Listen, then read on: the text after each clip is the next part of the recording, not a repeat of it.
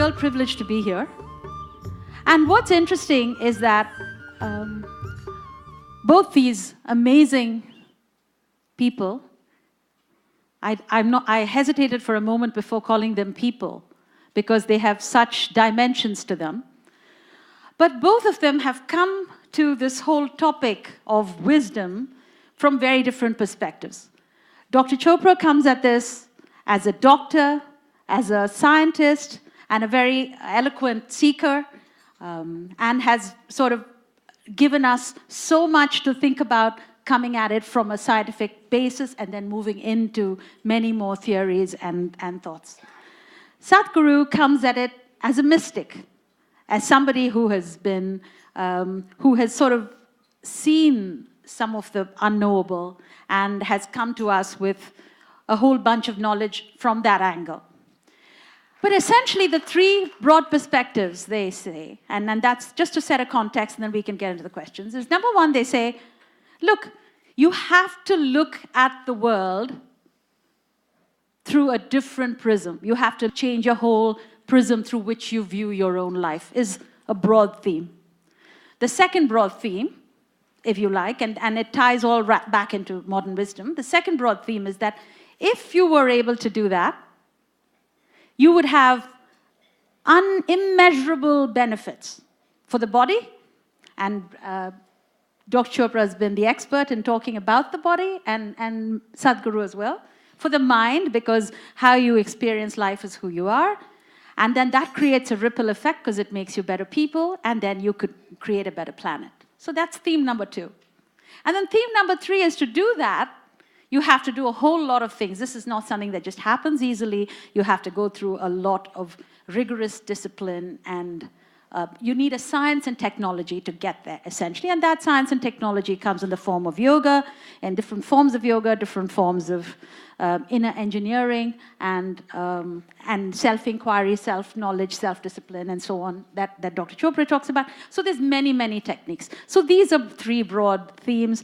Has your own thinking changed over the last, I mean, you both have been talking about variations of this topic for a very long time. Could you just tell us, has that changed a lot? Can you both take that question? First of all, thank you for that amazing invocation. You really created the atmosphere here.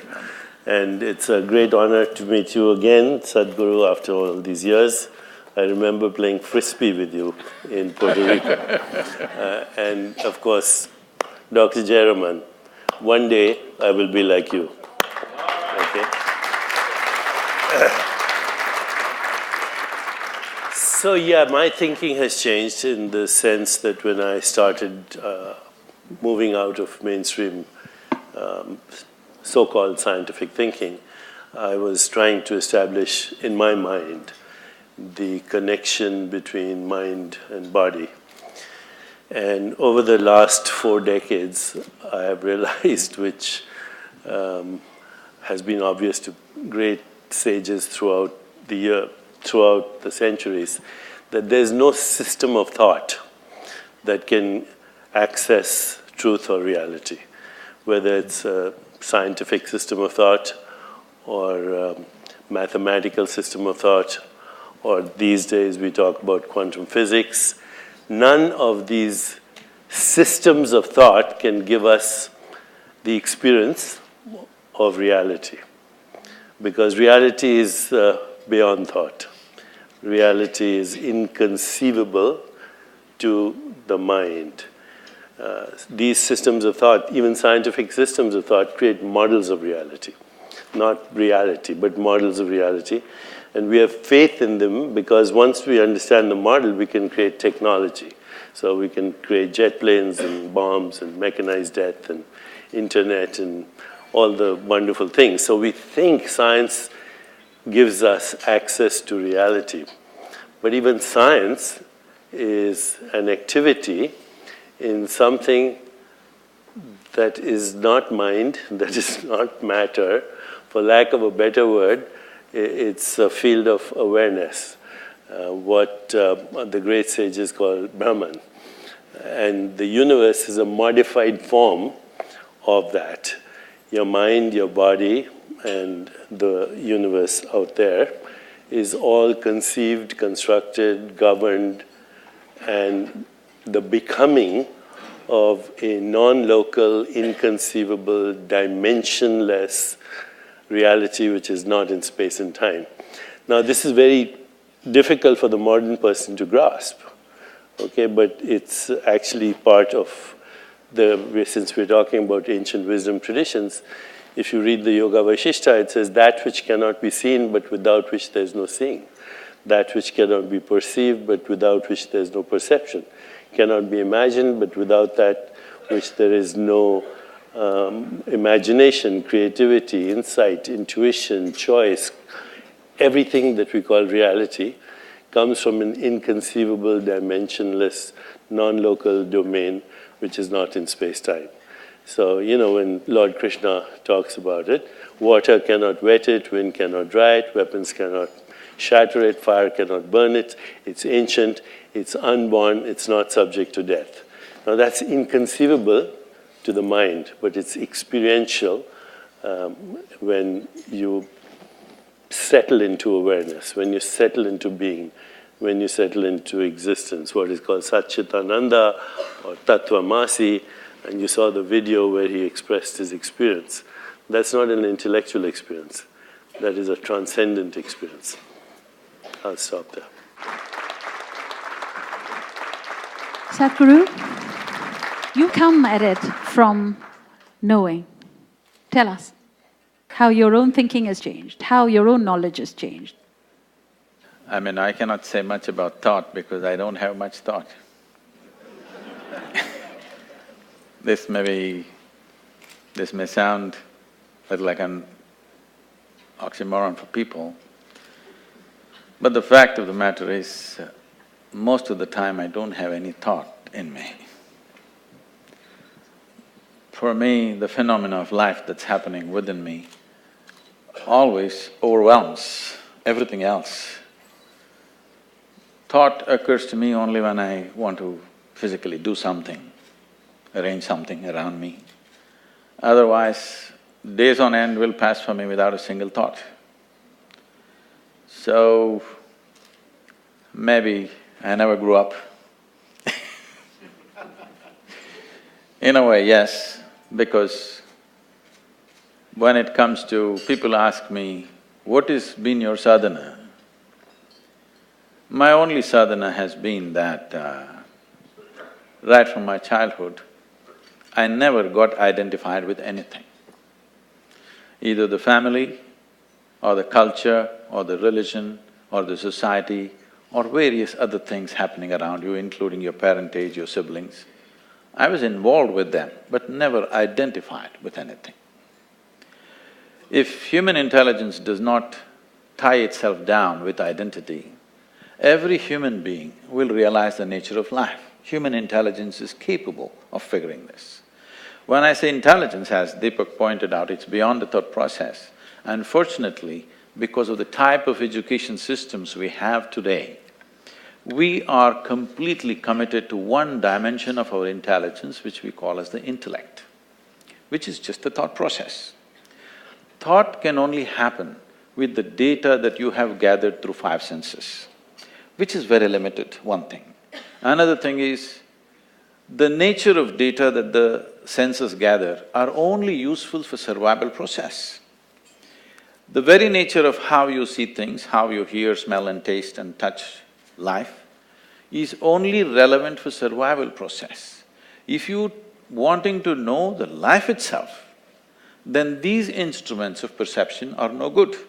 Even what is light and darkness is a debate between you and another creature which sees darkness as light, isn't it? If you sit with an owl and start an argument as to which is light and which is darkness, it's an endless argument, but who do you think is right? Hello?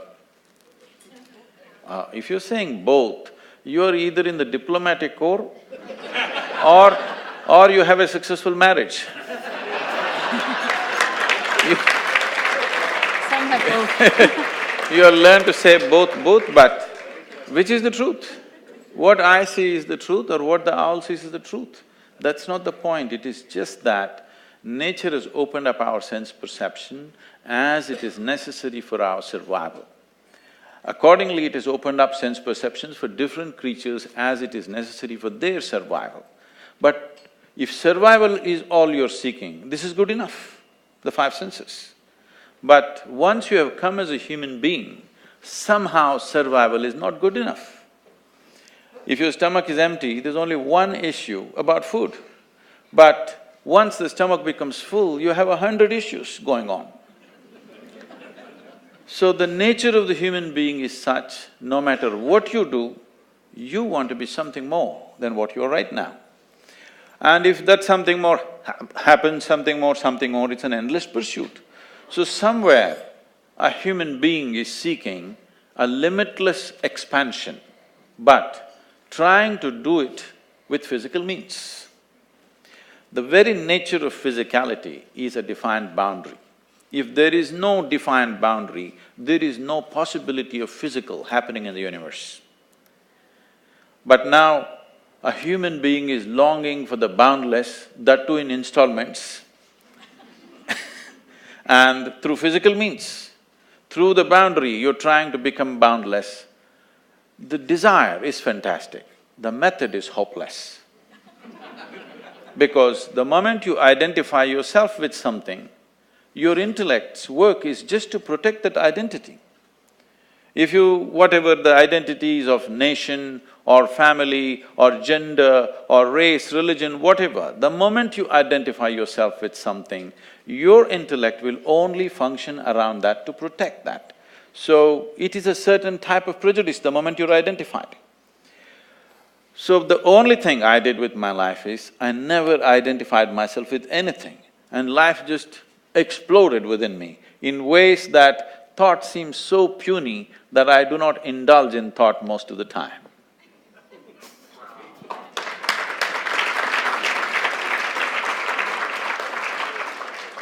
You know, what you're saying, for all of us here, in some way, shape or form, we all pride ourselves on thinking human beings. This is a tough pill to swallow. Thinking is just recycling of the data that you already gathered.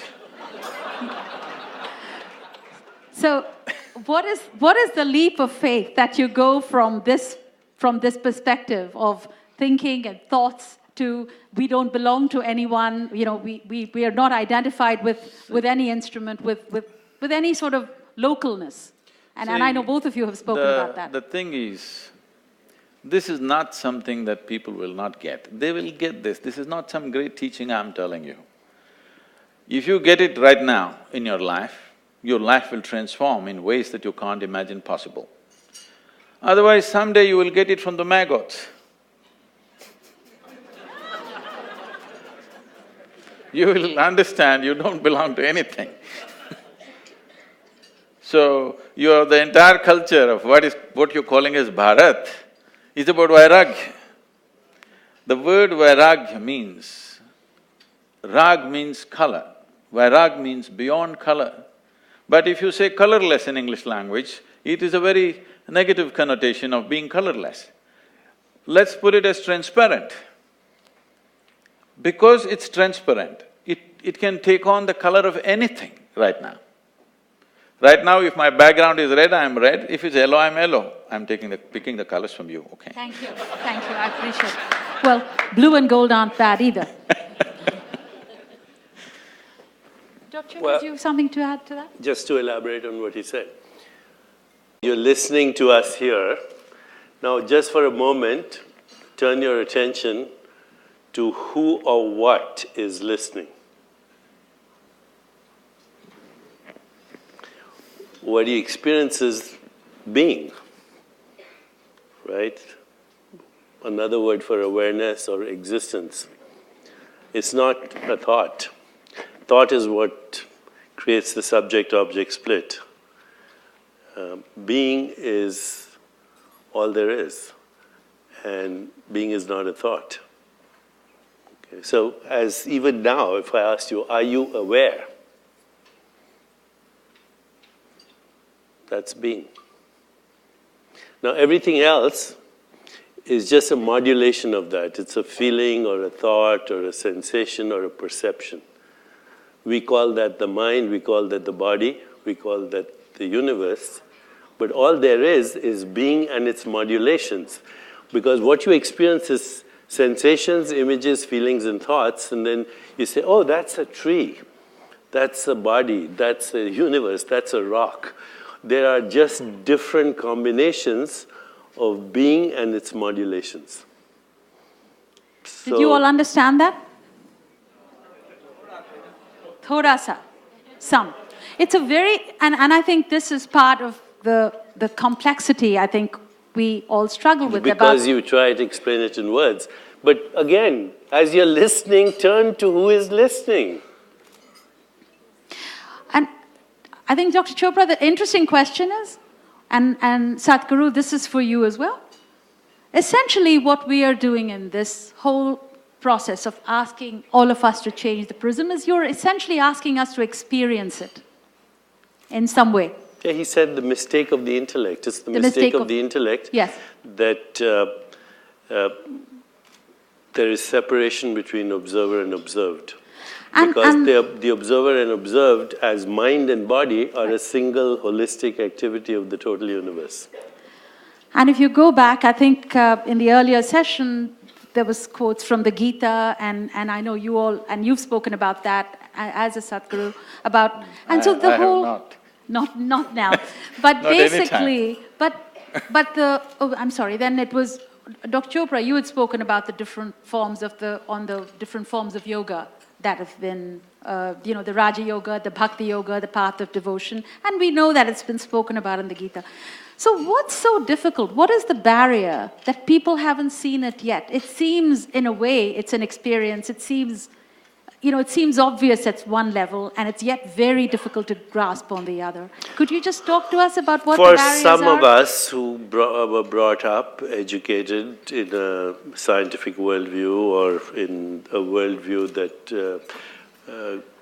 emphasizes recycled information, as you said, or all of that, it's very difficult to intellectually get to being because we identify, as he said, with our perceptual experience, with our intellect, with our mind, with our ego identity. So it always seems a struggle till one day you stop struggling and you're there. And as he said, he never identified with anything. Once you identify with a thought or with a perception or with what you think is a knowing or a sensation or an emotion, then you're in time. Thought is in time, but being is not in time. Sadhguru, your thoughts? I mean, I'm completely spiritually uneducated. I don't know from where I have quoted. I have not quoted generally, except the grandmother Gita that's around us. I have to admit that I have neither read the Gita, nor the Vedas, nor the Upanishads, nor even the Yoga Sutra. I've never studied anything. The most profound literature that I read, I read English literature just for fun because I like the language. Otherwise, the most profound stuff that I read is asterisks. Is what? Asterisk. Asterisk comics, yeah. Because why I'm saying this is,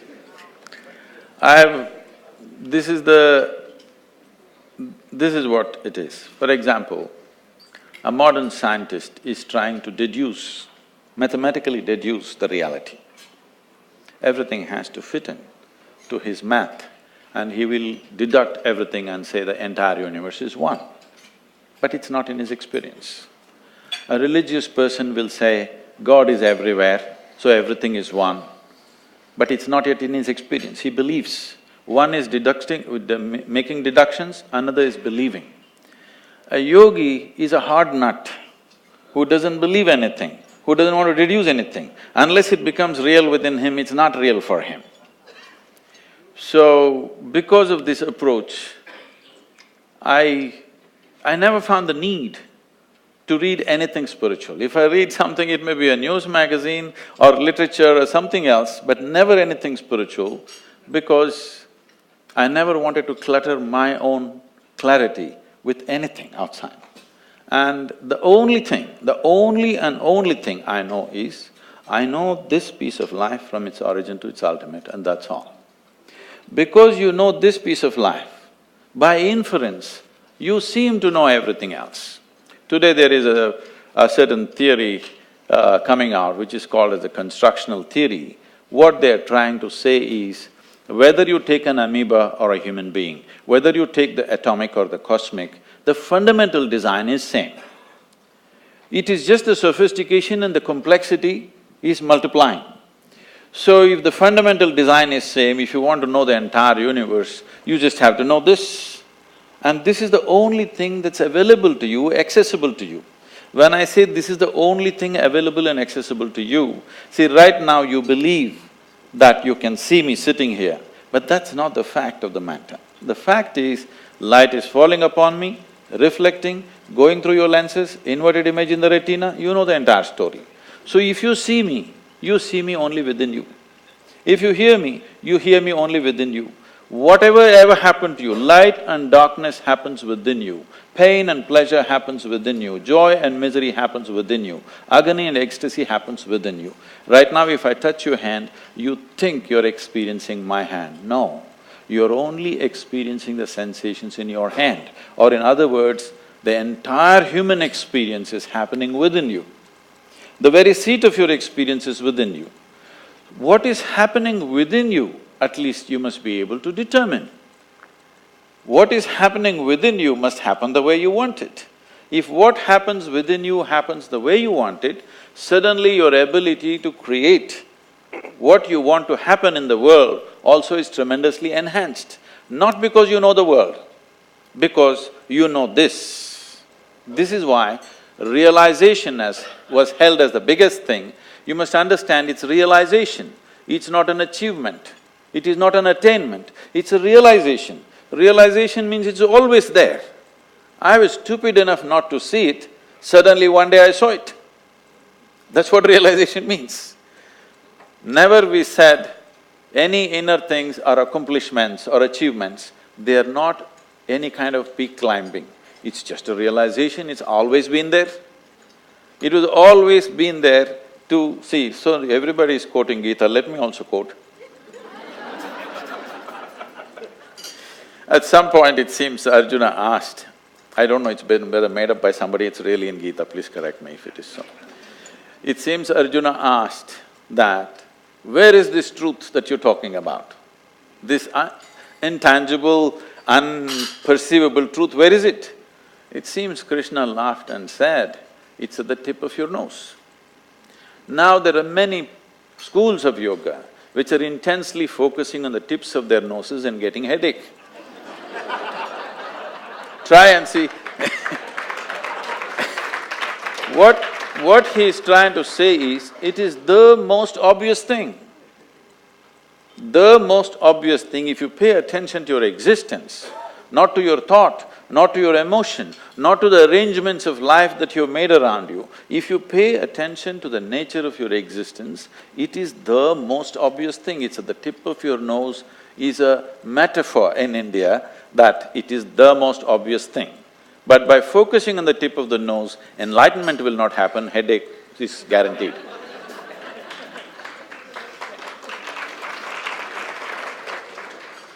So picking up on Sadhguru's point, Dr. Chopra, so what is scientific inquiry in this… with this construct?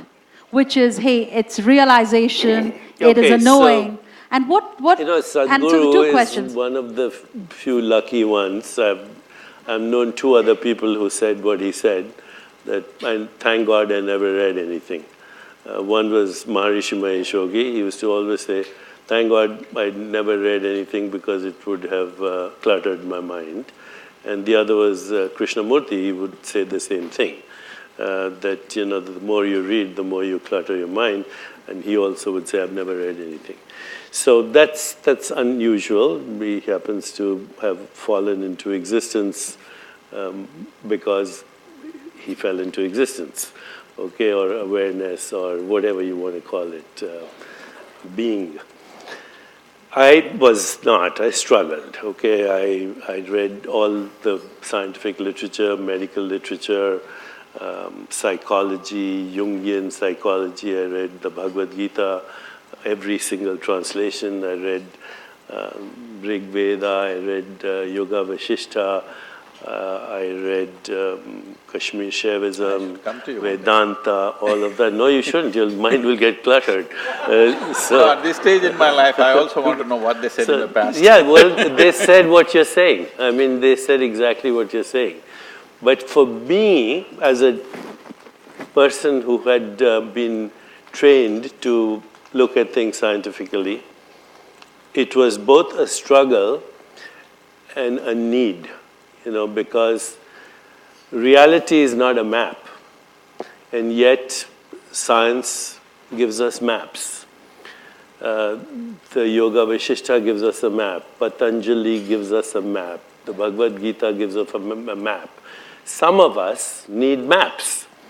Okay, if I'm going from here to Boston and you give me a map, a road map, or a contour map, or a sea map, or an air map, and I take the road map and I get to Rhode Island and it works. Now I get this. I think the reason why I didn't read the maps is, I met someone who was a GPS. That's good. But GPS is also a map, right? Sadhguru, I thought you said GPS is the guru positioning system. Yeah. It's your term. So once you use a map and it works for… the map seems valid from here to Rhode Island, then I assume, poor me, who's not had this experience of falling into the place of no thought, then I say, if the map is working up to here, maybe it works from here to there as well. So it's a kind of a psychological validation. And I'll just stop in a moment, but for the last 10 years at our center, when we teach people to sit in reflection, contemplative self-inquiry, or transcendence, or take them through what we call the wheel of awareness, vipassana, or body awareness, or awareness inside the body, or awareness of mental space. We've been doing it now for 25 years. But last 5–10 years, we've been able to look at the brain, we've been able to look at gene expression, we've been able to look at cell markers of aging, telomerase, telomere length. We've been able to look at what are called inflammatory markers. In other words, everything that's happening in the body at a biological cell level. 23,000 genes, 3.3 million bacterial genes. Actually, your body is more bacteria than it is human cells, the microbiome. So we're looking at those genes. And then we're looking at what is called the epigenome, which is the shell of proteins outside the genome, and how these work together. And what we are finding is remarkable. In the beginning, nobody would believe us, but now we have collaborations with Harvard, UCSF, UCSD, Scripps, with digital technology, with Duke University, with Mount Sinai. We can look at a blood sample, and we can tell you, just by looking at the blood sample and the gene expression, if you're experiencing samadhi occasionally or not, if your mind is quiet or not, if you're falling into the place where he even whether our parents experience this. Parents too. In fact, the epigenetic shows that your experiences now, which are not in your brain, by the way. Everybody says, my experience is in my brain. It's not in your brain. Your experiences are not in your body. Your experiences are in a non-local consciousness, which is not in space-time. But whatever, that's a whole different discussion. But we can now, in fact, our collaborator, and this is a joke actually, but it tell you where science is. One of our collaborators, who's Eric Schott here at Mount Sinai, he does genomic expression, he does RNA transcription, he looks at what is called the transcriptome. And he showed a slide. He says this is a genetic signature of people who are experiencing samadhi. And these are people that he had studied at our center. So somebody asked him in the audience, they said, Dr. Shah, do you meditate? He said, no. He says, are you going to learn? He said, no. He said, but you just showed us the signature, the genetic signature of somebody who does. He says, yeah, but I'll figure out how to make a drug out of this. So what Deepak is saying is, if your children are brats, it's you. Yes, it is you. It is you. 7 generations. You know, in Hawaii they have these temples and cow farms. If a cow has been zapped electrically, the next generation of cows will not go to the fence. They already know it's electrical and they might get shocked. Okay? Then the following generation. Now, people have done experiments right here where you take mice and you have them smell wintergreen, which is a very pleasant smell. Then they get mild electrical shocks. The next 7 generations of mice will be scared by smelling wintergreen. So, this is the first window that's opening into what we call sanskaras or vasanas. You know, you have 2 identical twins and they have the same genome. In fact, exactly the same genome. But they're not the same people, right? They have different, mother will tell you that they have different personalities. Where is the seat of this personality? Where is it coming from? This is why science opens the window to what people already knew, actually, in our tradition. And it's interesting that even if science opens the window, and I think both of you have said it in different ways, that it's just a very small, you know, it's still like, boiling the ocean in a kerosene stove, because science can only go so far because there's so many forms of knowing and so many forms of seeing, as you have said. So it's a challenge, I imagine. Even science is a series of realizations, okay? I mean, science is not outside of this. Science has evolved because of series of realizations, but happening in small spurts, not grasping the entirety of it, but in bits and pieces, realization and realization and realization, this is what it is. We say he discovered something, but what it is he observed something. He realized that this is the way it works, some aspect of it. And knowing the physical dimension of how it functions allows you to do many things with the physical world, which you see in the form of technology today. Very important thing though, but science has now brought us to what we call the portal or the door of the sub-empirical. And the sub-empirical is less than 0.01% of the unmanifest, which is scientifically unknowable, not unknown, unknowable, because how do you measure something that is totally unmanifest? It's not in space-time, okay? So once you get beyond, I think if I can elaborate on this for just 1 minute, the 2 most open questions in science today, there are 150 open questions, but the 2 most open questions, number 1 is, what is the universe made of? And the answer is we don't know, because 96% of the universe is invisible, what they call dark energy, dark matter, but it's not, those are words. They don't know exactly what it is. One is expanding the universe, one is contracting the universe. Dark energy, 96%, that leaves 4% of the universe, which is atomic. Of that 4%, 99.99% is invisible interstellar dust, which hasn't become stars and galaxies.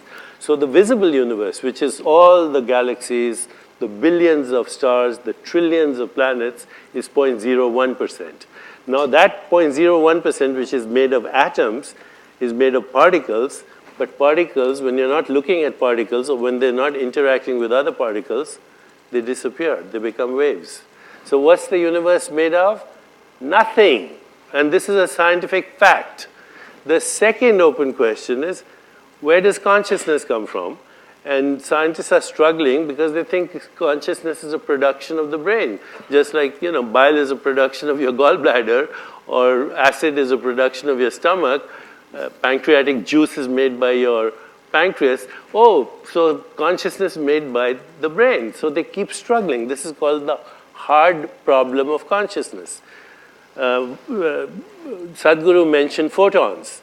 Okay, this is the hard problem. This, I'll just stop in 1 second. But right now you're looking at this. This is blue, this is red. You're seeing this beautiful shirt. What's coming to your eyes are colorless photons. What's going to your brain is an electrical current. What's happening in your brain is chemistry. You're not experiencing chemistry or electrical currents. You're experiencing a three-dimensional reality in space-time. No one knows how that happens, so they keep struggling and struggling. If I ask you to imagine a beautiful sunset on the ocean, do it right now. You see a picture. There's no picture in your brain. So, you know, the fact that the brain produces consciousness is just an idea. Nobody has ever proved that. Consciousness is not in the brain. The brain is in consciousness. The body is in consciousness. The mind is in consciousness. The whole universe is in consciousness. And you cannot get at it through a system of thought. For this, to further, make it into an experiential process, what Deepak said just now. You obviously cannot access it with thought process because thought is an accumulated information which you're recycling according to your convenience. Right now, our ideas of who we are, or what I am and what I am not, is determined by this. If you just do this simple experiment right now, take your right hand and touch your left hand, please, all of you. Can you do this? Is that you? Is that you? Yes. Just touch the chair on which you're sitting. Is that you? Oh, who's this? But it is. You own the… It is. Now, in your experience, this is me and this is not me. The basis of this experience is coming from this. Where there is a sensation, you think it's me. Where there is no sensation, you think it's not me.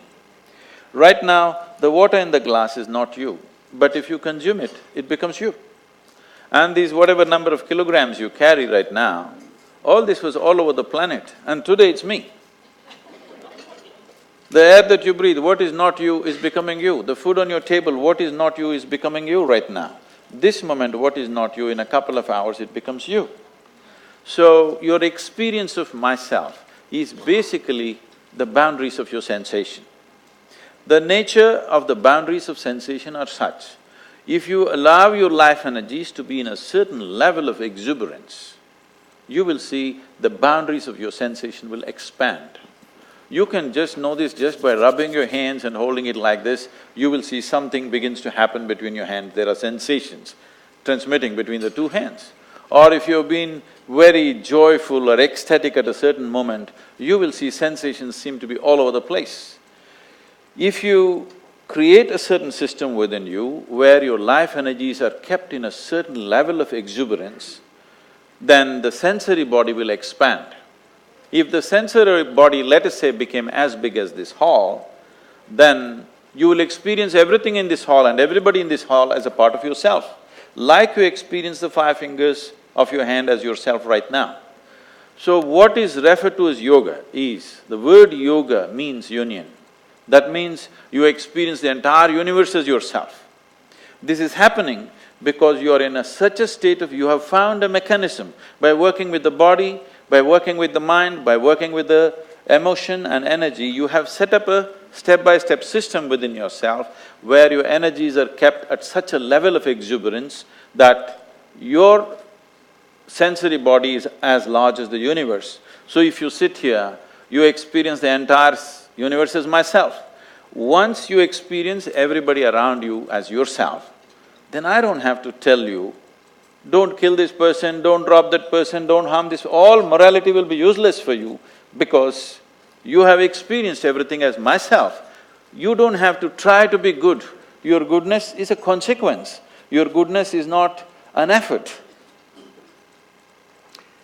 What he says, he's saying it experientially, okay?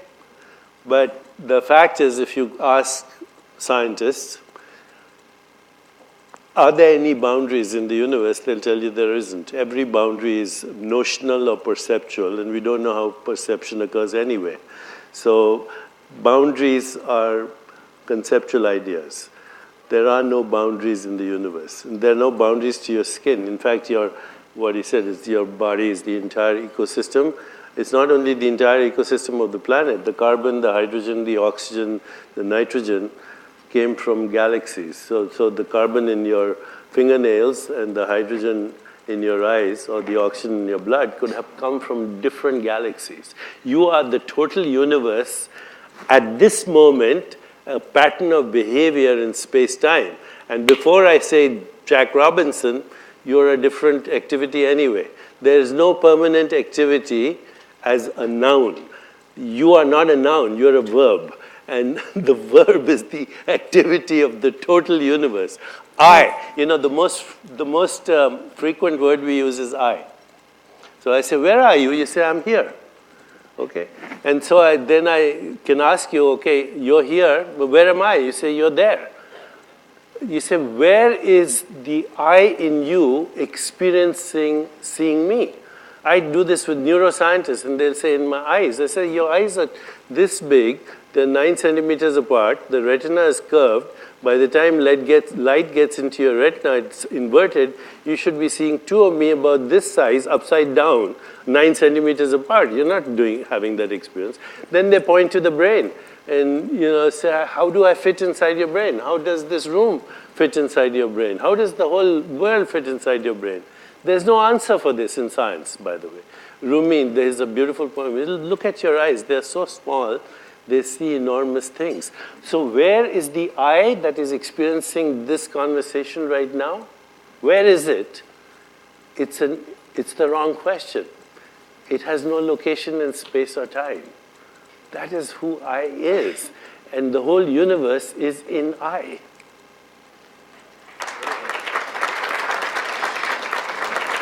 So just let's wrap up this segment of the discussion. If you had $10 billion to spend on scientific exploration or giving experiences to people to get their own path of realization, where would you spend it? Both of you. Well, I want individual answers. 10, 12 words or less. The answer is obvious, experience, but I would have a problem with that because I work with scientists. I'm going from here to a conference on science. I need to be able to talk to my peers. Okay, so while the answer is experience, and experience doesn't cost $10 billion, I would probably go science just because I'm still struggling with my scientific peers. Sadhguru? The experience has not become widespread because there is no infrastructure. Neither physical infrastructure nor human infrastructure. For example, in this country 150 years ago, they tell me over 94% of the people were illiterate. Today, 100% literacy. How does it happen? Because somebody built the schoolroom, somebody trained the teachers. That infrastructure for inner experience has been wiped out in the last few centuries. So how do you expect it to happen? One guy talking here, one guy talking there is not going to make it happen. What should be a part of our life from the day we start? Because the nature of human intelligence is such that if you don't mess it up with belief systems, every human being will find it. Too many concepts, too many ideas, too many belief systems. Human intelligence is corrupt from the beginning. If you do not corrupt human intelligence, just leave it. Every human being is capable of knowing this. It is not some superhuman thing. The most important thing to remember is this yoga, this spiritual process is not about becoming superhuman.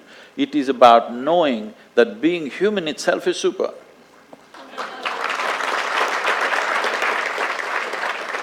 What's your definition of success? Success is the ability to love and have compassion. Success is, to some people, the progressive realization of worthy goals. Success ultimately is knowing who you are. Sadhguru? If you can be blissed out no matter what's happening around you, if you can be involved and still not be affected by what's happening around you, not by removing yourself, you're absolutely involved but untouched by the process of life, I think that's success. second question, where we'll go a little bit into the world phase. What advice would you give Angela Merkel today? Compassion or sovereignty? It's obvious, compassion. There's no such thing as sovereignty. I think all nationalism is a sophisticated form of tribalism. I think your essential being has no religion, no race, no gender, no assumed identity. It's pure consciousness. So obviously I would say compassion. Let them all in, the migrants you will. Being a very big economic force, what she's managing right now, I would say if they do not invest in conflict, we won't even need their compassion. People will be fine by themselves. You should stop investing in conflict. I have heard people going to Sudan and trying to stop conflict there, conflict here, leave all this. You know who is supplying the guns, you know who is supplying the ammunition. Every day you see these terrorists or whatever shooting in the sky, obviously there's no dearth for ammunition, isn't it? They're not even shooting at the people. They have lots of it, they're shooting the sky. So obviously, someone is continuously supplying. We know where it is manufactured. I will give you the addresses if you want. Just stop it. Stop the supply of ammunition. You can't take away the guns, all right? You can take away the ammunition. At least hacking down people, they will get tired at least. Right now, there is powerful mechanisms to do this. So if you do not invest in conflict, if you do not invest in creating problems in the world, we will not need your compassion.